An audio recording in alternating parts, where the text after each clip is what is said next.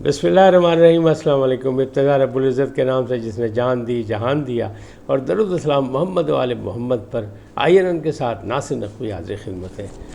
नाज़रीन, बहुत दिनों से मैं कह रहा हूँ कि आइनी पैकेज आने वाला है, आइनी इस्लाहात आ रही हैं, तो अब वो वक्त आ गया कि जब आइनी धमाका तैयार है, यानी बिल्कुल से बटन दबाने वाली बात है, और मैजिक नंबर भी पूरे हो गए, किसी को गलतफहमी नहीं होनी चाहिए। इमरान खान असहाबी जंग लड़ेंगे, उसके लिए तैयार हो गए। उन्हें पता है कि अब असहाब जिसका साथ देंगे वही जीतेगा, दूसरे बाकी सब शिकस्त खुर्दा हो जाएंगे। रात के अंधेरे में फरिश्ते से मुलाकात हुई और फिर जलसा मुलतवी हुआ। अभी तक जलसा मुलतवी होने के असरात जो सामने आ रहे हैं, शेर अफजल मरवत की कलाबाजियाँ, यानी वो भी मिनट पर कुछ, मिनट पर तोला, मिनट पर माशा वाला सिलसिला। और फिर कच्चे के डाकू पक्के कैसे हुए, इतने पक्के कि हुकूमत हिल गई। इन तमाम बातों पे गुफ्तगू करूँगा, लेकिन पहले आपसे गुजारिश, आइए इनको सब्सक्राइब करें, लाइक करें, घंटी का बटन दबाना भूलें, और अपनी कीमती राय का इजहार अपनी शख्सियत के मुताबिक करें। जी नाज़रीन, पहली बात, आइनी धमाका तैयार। इजलास तलब कर लिया सदर मुमलकत ने 26 अगस्त को, और उसमें आइनी इस्लाहात पेश की जाएंगी। अब लोग ये कह रहे हैं, माहिरीन कानून ये कह रहे हैं, जो सियासी सूझबूझ रखने वाले हैं वो ये कह रहे हैं कि नहीं जनाब, ये हो ही नहीं सकता, नंबर पूरे नहीं है, 2/3 अक्सरियत हासिल नहीं है, कैसे ये कानून साजी करेंगे। तो ज़रा ये कह रहे हैं इस्लामाबाद के, यानी इस्लामाबाद की फ़ज़ाएँ चुगली खा रही हैं कि जनाब मैजिक नंबर पूरे हो गए हैं। और मैजिक नंबर पूरे कैसे हो गए हैं, किस तरह हुए, उसमें 2-3 बातें हैं। नंबर एक तो उसमें वो जो एक सुप्रीम कोर्ट का जो एक फुल कोर्ट का फ़ैसला आया ना, वो भी वहाँ मावन साबित हो रहा है। यानी वो फ़ैसला जो हुकूमत के ख़िलाफ़ हुआ था, मखसूस नशिस्तों वाला, वो फ़ैसला भी हुकूमत के लिए साजगार साबित होने वाला है। वो किस तरह? वो इस तरह के उस फैसले में सीधा सीधा 2 लफ्ज़, लंबी चौड़ी बात मैं करने को तैयार नहीं, पहले भी बातें आप तक पहुँची हुई हैं और मज़ीद पहुँच रही हैं।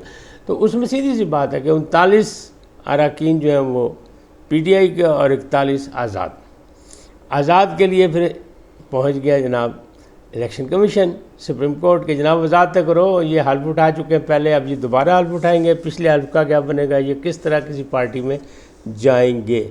तो अब वो हैं आज़ाद, बल्कि मादर पिदर आज़ाद, और उन पर वो आर्टिकल 63 भी नहीं लगेगा। लिहाजा कहने वाले ये कह रहे हैं, ज़राए का ये दावा है कि जनाब वो तो बंदे कुछ 8-10 बंदे तो उधरों आ गए न इधर। और ये सब कुछ कैसे हुआ?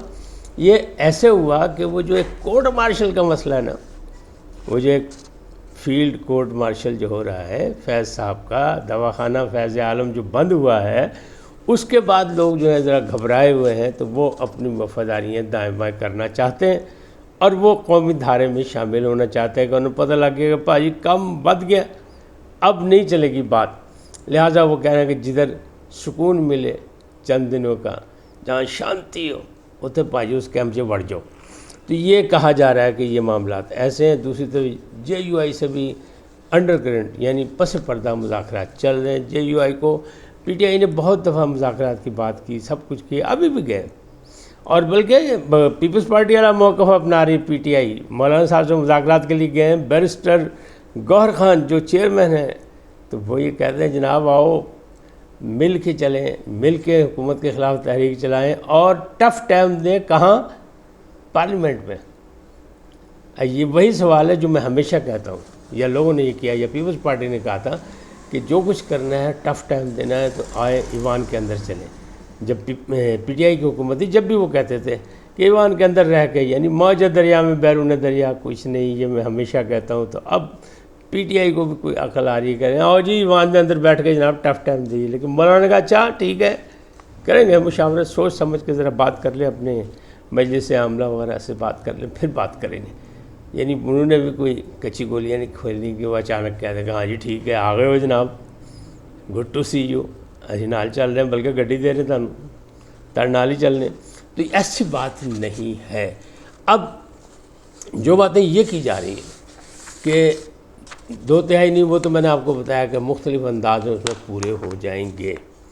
और اب جو معاملات ہیں وہ کدھر جا رہے ہیں؟ وہ اسی طرف جا رہے ہیں کہ یہ آئینی دھماکہ ہو رہا ہے، اس میں ججز کی تعیناتی، ججز کی سینئرٹی، اور وہ جو جوڈیشل کونسل ہے، کمیٹی جو بنی ہوئی جوڈیشل کمیٹی، اس کو اور پارلیمانی کمیٹی کو آپس میں مرج کرنے کا بھی پروگرام ہے۔ جو اطلاعات ہیں، اصل کیا ہے یہ تو سامنے آئے گی پوزیشن تو پھر پتہ لگے گا کیا ہے، لیکن اس میں یہی ہے۔ پھر دوسری طرف وہ 3 سال کی توسیع تمام سرکاری ملازمین کے لیے کہ جی آئینی طور پر سب کو 3 سال بڑھا دیا جائے۔ پینشن کا معاملہ ہے، اتنے پیسے حکومت کے پاس نہیں ہے، بحران سے نبٹنے کے لیے ایک راستہ یہ ڈھونڈا گیا ہے۔ تو اب وہ الزامات جو قاضی صاحب پہ لگ رہے تھے، ایک تو وہ ختم ہو گئے مبارک ثانی والے کیس میں، اب تو لوگ انہیں مبارکبادیں دے رہے ہیں، قاضی صاحب نے کمال کر دیا، علماء کرام بھی مبارکباد دے رہے ہیں، اور ایک فساد کو روک دیا، انہیں بچا لیا، کیونکہ انہیں انہا کا مسئلہ نہیں بنایا، انہوں نے آئین اور قانون کا مسئلہ بنایا، اپنی روایات کا مسئلہ بنایا، اور عدلیہ کا بول بالا کیا، آئین کا بول بالا کیا، سب کو سنا اور سب کو سننے کے بعد فیصلہ دیا، تو اس سے ایک اچھا تاثر ہوا۔ تو اب یہ جو معاملات ہیں یہ بھی اجتماعی ہوں گے، اس میں سب کچھ ہوگا، کسی کو نہیں، قاضی صاحب تسلیم کرتے نہیں کرتے تو پھر کیا، لیکن اس آئینی ترمیم میں یہ ہوگا کہ پھر جناب 3 نام پیش کیے جائیں گے۔ تو 2 رائے ہیں جو پتہ لگی ہیں، ایک یہ کہ 3 نام پیش کیے جائیں گے، تو اس میں 3 نام تو پھر وہ منصور علی شاہ، منیب اختر اور یحییٰ آفریدی کا آئے گا۔ لیکن میں بہت پہلے سے کہہ رہا ہوں کہ اطلاعات یہ ہیں کہ -2 فارمولہ ہوگا، ویسے ہی جیسا لاہور ہائی کورٹ میں ہوا اور عالیہ نیلم بن گئی، اسی طرح وہاں بھی ہوگا۔ اچھا وہ بھی نہیں ہوتا تو پھر 5 آدمیوں کا بھی نام پیش کیے جا سکتے ہیں، اس میں امین الدین صاحب کا نام بھی آ سکتا ہے، باقی بھی ایک نام اور آ سکتا ہے، تو اس طرح 5 آدمیوں کے بھی، لیکن اس میں سلیکشن ہوگی وہی ایک کی، تو وہ ضروری نہیں ہے کہ سینئر ترین کی ہو، کیونکہ جو اصلاحات آ رہی ہے اس میں یہ ساری چیزیں سیدھی کر دی گئی۔ وتر کرتا کہ جناب پہلی اور سیدھیاں ہو گیا کہ فصل کس طرح اگے گی، کس طرح کٹی جائے گی، کس طرح بازار سے جائے گی، کس طرح بکے گی، کس طرح گھر جائے گی، ساری چیزیں ہو گئی ہیں۔ تو آئینی پیکج جو ہے، آئینی دھماکہ جو اس کا تیار ہے، اب دیکھنا یہ ہے کہ حکومت کہاں کامیاب ہوتی ہے اور اپوزیشن کیا گل کھلاتی ہے۔ لیکن وہ جو سوال ہے کہ رات کو کون ملا عمران خان کو، ان سے بار بار سوال بھی کیا اور وہ مسکرا دیا اور انہوں نے کہا نہیں پاجی رہنے دو، مطلب اس کا جواب نہیں دیا، انہوں نے کہا نہیں اس کو چھوڑیں، پھر صحیح۔ تو پھر صحیح کا کیا مطلب ہے؟ وہ جواب آ گیا باجی علیمہ خان کی طرف کہ جناب اسٹیبلشمنٹ کے بغیر تو کچھ نہیں ہوتا۔ میں بہت پہلے سے ویلاگ میں کہہ رہا ہوں کہ اسٹیبلشمنٹ ہر جمہوریت میں بلکہ ہر مملکت میں اپنا اپنا کردار ادا کرتی ہے، فرق صرف یہ ہے کہ وہ اپنا کردار 5%، 10% جتنا اس کا ہے وہ ادا کرتی ہے، یا وہ 90% کی حامی بن جاتی ہے۔ ہمارے ہاں غلطی سے یا بدقسمتی سے یا سیاستدانوں کی اپنی مرضی سے، ان کی آشیرواد سے وہ ہو گئی 80%، 85%، 90% اور 10% پیچھے رہ گئی، وہ الٹا حساب ہو گیا۔ تو اس الٹے گورکھ دندے میں یہ ہمیں ان بحرانوں کا سامنا کرنا پڑا۔ لیکن علیمہ خان بھی کہہ رہی ہیں کہ جناب اسٹیبلشمنٹ کے بغیر تو کچھ نہیں ہوتا۔ تو اب سوچ لیں یہ فیصلہ کیا ہوا کہ جلسہ کیوں منتوی ہوا کہ 7 بجے صبح کبھی ملاقات نہیں ہوتی۔ رانا ثناء اللہ، حکیم ثناء اللہ جو پچھلے دور کے وزیر داخلہ تھے، جنہیں ہر چیز کا پتہ ہے، وہ کہتے ہیں جناب سب سمجھدار لوگ ہیں، سوچ لیں صبح 7 بجے کیسے ہوگی۔ تو فرشتہ کون تھا؟ فرشتے پہ نشانی لگائی ہوئی، تو فرشتہ جو اسلام آباد کے ذرائع وہ یہی کہتے ہیں کہ بھاجی وہی کرنل صاحب نے جن کو برا بھلا کہتے ہیں جناب عمران خان صاحب، اور اب انہوں نے ملاقات کر کے کوئی لالی پاپ دیا تو مسکراہٹیں آ گئیں عمران خان صاحب کے چہرے پر، اور باجی نے بھی کنفرم کر دیا علیمہ خان نے کہ جناب اسٹیبلشمنٹ کے بغیر کچھ نہیں ہوتا۔